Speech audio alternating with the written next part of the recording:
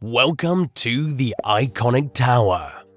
Set to be completed in 2023, this masterpiece is the tallest building not only in Egypt but also the whole of Africa. The Egyptians are certainly not playing around with this one. By the way, did you know Iconic Tower is being built by a Chinese construction company? But more on that later in the vid. So, Iconic Tower is being built in Egypt's new administrative capital, known for now as New Cairo. And if you watched our video about the NAC, you'll know that the Egyptians are sparing no expense to establish their new capital city.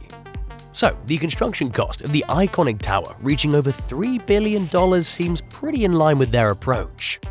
Topping out at a height of 394 meters or 1,300 feet tall, Iconic Tower is now easily the tallest building in Africa, taking the top spot from South Africa's the Leonardo, coming in at 234 meters or 767 feet.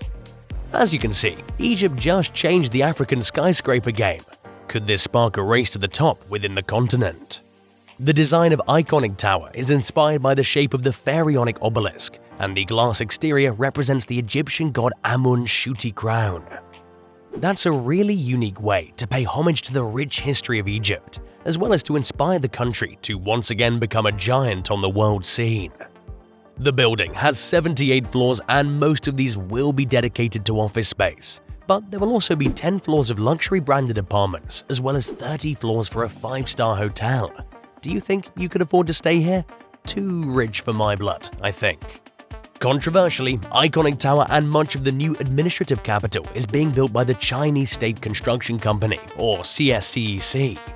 They've been doing a great job, but you do wonder how or why it came to be that a Chinese company is building a whole city for another country.